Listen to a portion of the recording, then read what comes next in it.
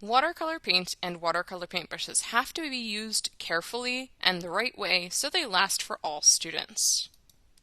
Whenever you're using paint, you should never have paint go past the very first third of the bristles, the soft part of the paintbrush.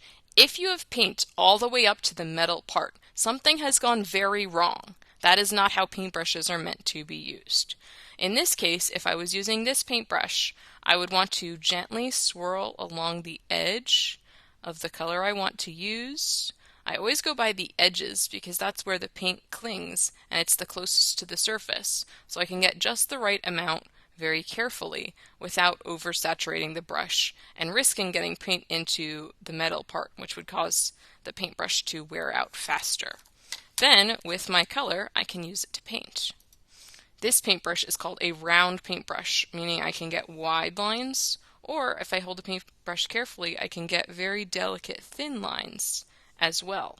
I can use thin lines to carefully paint inside smaller spaces. So, if I was painting inside this triangle, I want to hold the paintbrush like a pencil. I have just a tiny bit of paint on it, the right amount, and then I can carefully begin to fill it in. Then I could choose another color and keep painting.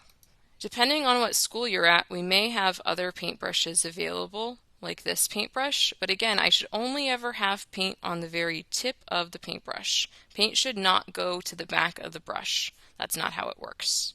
And then I can carefully paint in smaller areas even more easily. But I could still do that with the other paintbrush. I just have to work slower and more carefully. Whenever I want a new color, I have to wash my brush off in the water, and I have to use a very wet paintbrush as I paint the edge of the paint that I want to get.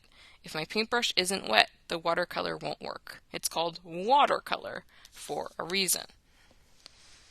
I find that when I'm looking at what I'm doing and I'm working slowly and carefully, I can get the best results and I can paint in something that's really quite small.